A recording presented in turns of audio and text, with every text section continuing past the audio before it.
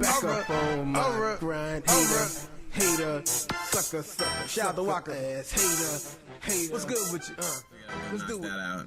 And so that's about it. And then I might go get some things to eat from like Rouse's or some little Hot Pockets and stuff. Hot Pockets. I love Hot Pockets. I mean, I could eat Hot Pockets every day, but I mean, I like hot. When I was little, I used to eat a lot of Hot Pockets. But the thing about Hot Pockets is if you eat like 5 or like 6 of them, in 30 minutes. It's like yeah, you're not gonna be able to shit for like I know whatever. Like I don't know if astronauts use these or it was like military first, and then they say, you know what? Because a lot of shit after the war. I think World War II, like a lot of the shit they use for the army. All right, it gets into the public. They sold it to the public because they figured it was cheaper and it lasts longer. Right. And then you eat a bunch of this shit and it stops your shit. And it's just fucking weird. No, yeah, I had gotten a couple of weeks ago. I just bought tons of Hot Pockets. It's like because they were cheap, they're on sale. Oh, yeah, it's like they're always on sale. Yeah, but I got a bunch of them, and then after like a few days, I mean, I was like so constipated. It's like because they all have cheese. It's like chicken with cheese, cheese with cheese, cheeseburger, cheese. Right? It's like cheese. It's like crust with cheese. But you don't realize it till it's like too late. And then the big trick is like getting getting like the whole thing hot without because you put it in the microwave and you warm it up and it's like ice cold and you like eat and you start eating it and then you hit the middle and it's like biting the fucking ice cube. You're like, fuck! I'm telling you, there's a trick to it. You got it. No matter what it says on the label, you put them in the microwave, and on the plate, you put them up against the edge. Like, say, if this is a plate, you put them like this against the edge of the plate, and like on the sides of the plate, like not in the middle. Yeah, right. Don't put them in the middle. You put them along the edge, and that makes them like crispy, like crunchy instead of soft. Put them along the edge. And I know it says something like 2 minutes for one. It's right. You put it in for 6 minutes and 15 seconds. I've got it like down 6 minutes and 15 seconds with them on the edges of the plate. And I'm telling you, when they come out, they're like crispy, like crunchy all the way through and stuff. And then they're perfect. Promise. 6 minutes 15 seconds on the edge. It was kind of like popcorn. Like when you're trying to heat up popcorn, and you remember heat up popcorn, you burned it by mistake. Oh yeah. It's like it's like when you first heat it, you know when to stop, right? Because you wanted every little seed to pop, and you wait for a little bit. You hear like pop, pop, pop, pop, pop, pop. You like. There's a trick to that too, though. You pop. Right. But there's a trick to that too. You keep your popcorn in the freezer. Yeah. Keep your popcorn in the freezer. Yeah, and when you pop it, everyone pops. You won't have any leftover ones. Every kernel pops. So you just put it in the freezer. Like as soon as you buy it, you just stuff it in the freezer. Just put it in the freezer. Is there like a time you take it out the freezer or you just keep it in the freezer? No, just keep it in the freezer. And whenever you go to pop them, when they all pop, it's like, I guess they're all at a certain temperature or something that makes them all pop like right around the same time or something. Holy shit. And so when you hear the pop and stop, I mean, you don't really hear any more popping, they're done. Yeah. I saw it on there's a commercial, an infomercial they show at night sometimes, and it's some guy, and he talks about how to live like on the cheap or whatever. Yeah. When it goes on?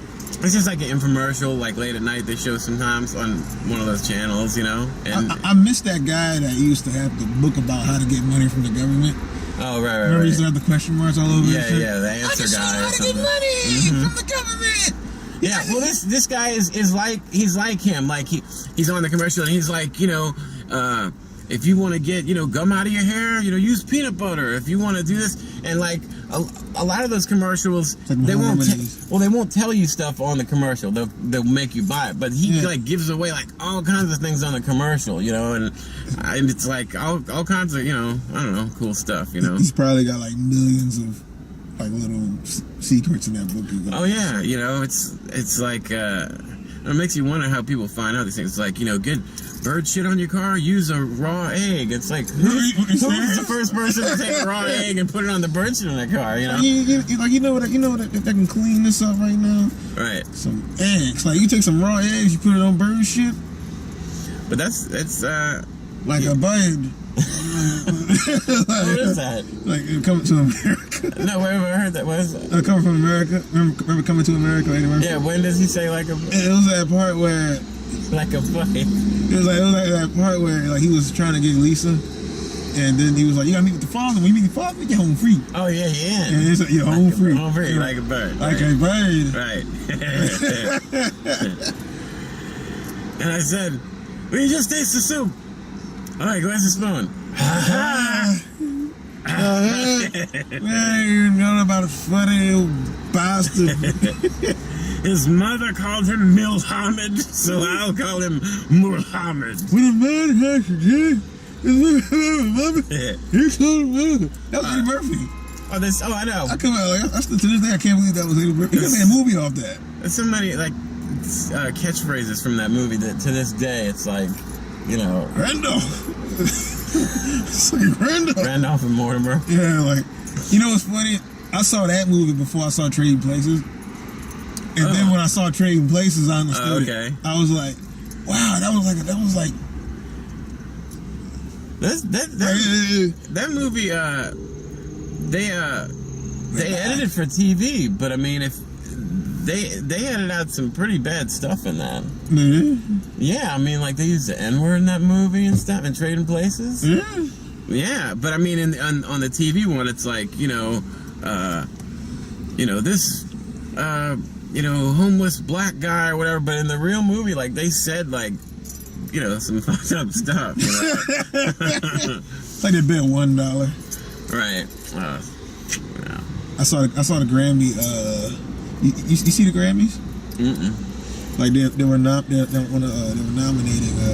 some anime called The Rising Sun.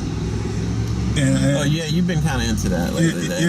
Yeah. When I saw it, I was like, man, one day, because I'm a sucker for good stories. You know what I'm saying? Right. And one day he'll make something like that, something like a good story.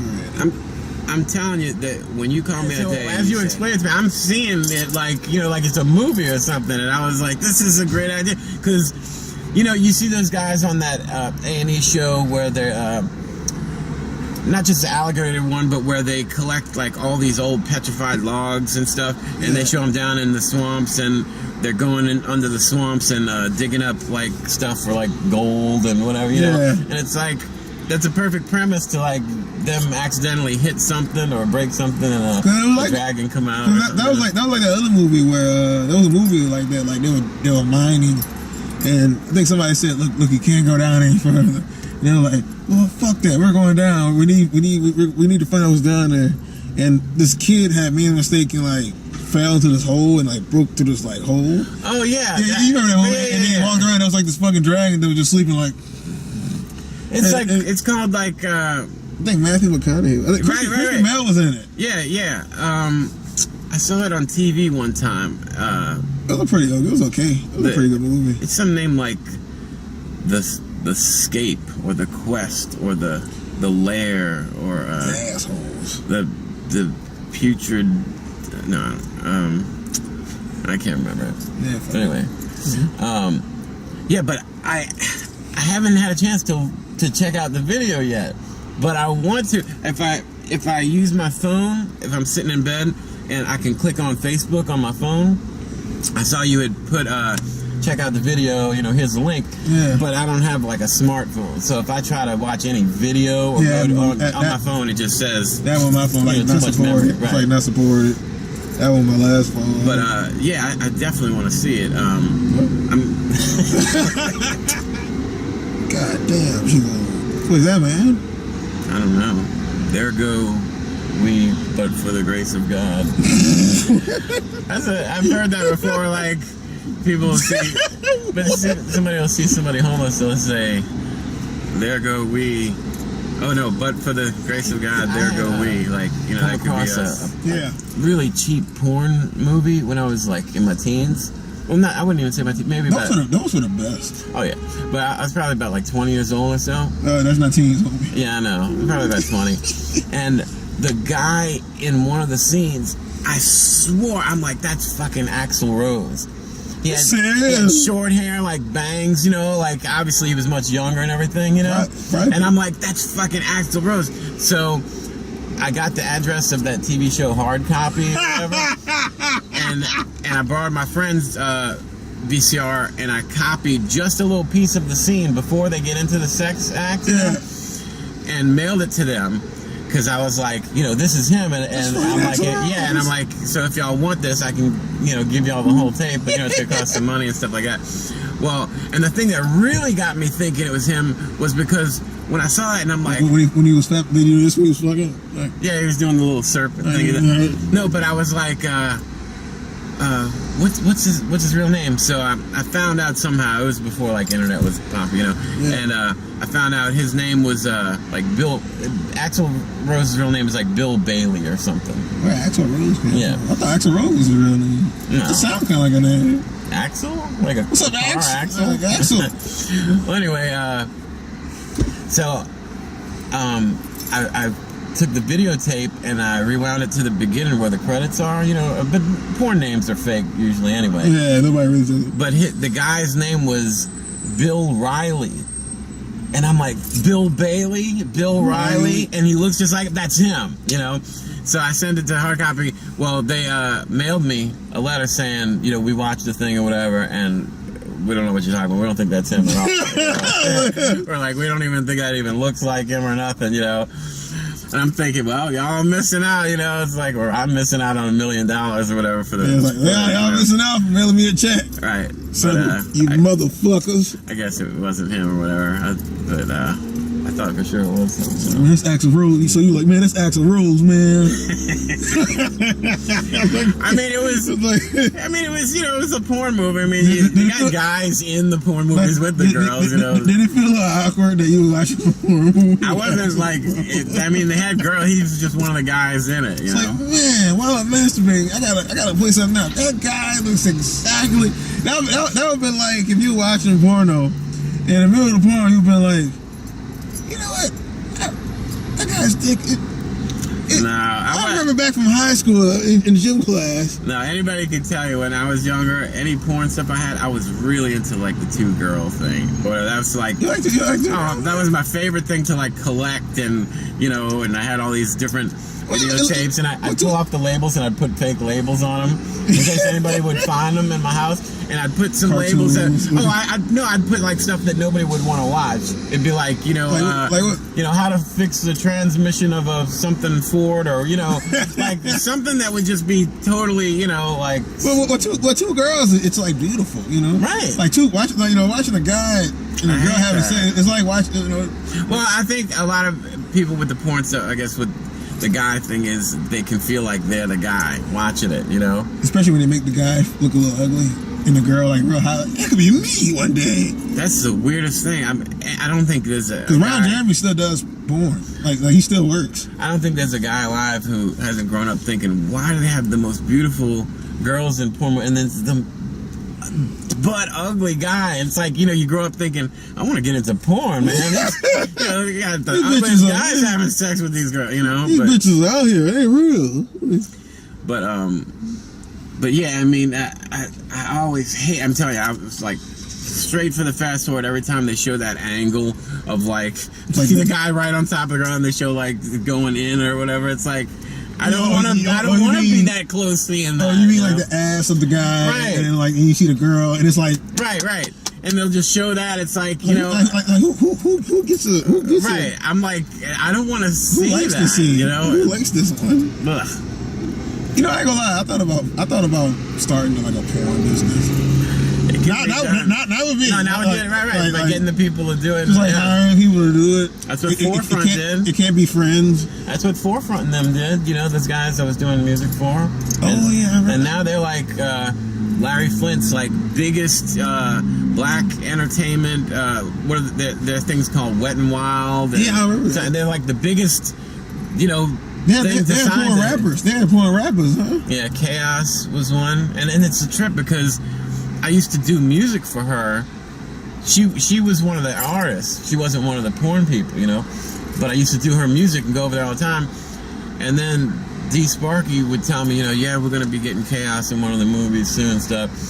And then, just through working with them, it's like I found out, oh yeah, we just put one out. She's in it, and So here's a girl that y'all have been producing and working with for years like a friend, but you go and put her in this movie, and the guy that they made her have sex with was some famous black porn guy? Yeah, his name is something like something Steele. Oh, Lexington Steele. Lexington Steele, right. He's Oh, the guy like some huge, like 12-inch dick or something like that. Oh, I know that. Right. Yeah, but I'm saying. I watch too much porn. Lexington Steele. Lexington Steele. Nah, Yeah. Right. Lexington Steele. I know that. I've been watching him, but I mean, when I was a little kid, I used to watch it. No, but the name Lexington Steele, he's like one of the top guys, whatever.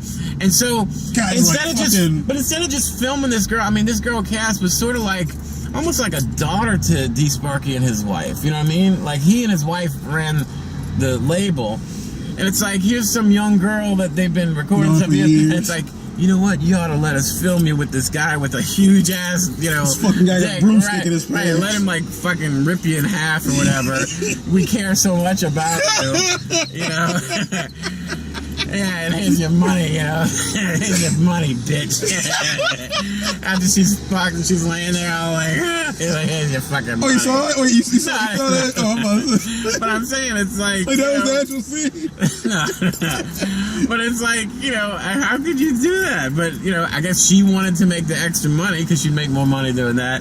And I guess her rap career wasn't going too well, you know. But how did you... I guess it's like any business, I guess. Well, I mean, I think if you were to make the transition from a famous singer or rapper or something to porn, people would care, you know? Like, you'd want to see, you know, Foxy Brown or somebody, you know, doing a porn. I mean, it's like, but it's a porn actress going into music, it's like, I don't want to hear her sing, you know what I mean? I've seen you do porn. I don't really care about you singing. I see you, nigga. I don't want to hear a fucking song with 2 Chainz. Right. But, so I think after she did that, it was like, well, I might as well just keep doing porn now, you know? So she's still doing porn? To this day, she's yeah. I gotta look up, what's her name, man? Chaos. I gotta look up that name. She's got a CD, and if you look at the credits, you see I've played all the music and stuff on it. And damn. Yeah. I thought any of those porn guys are rich.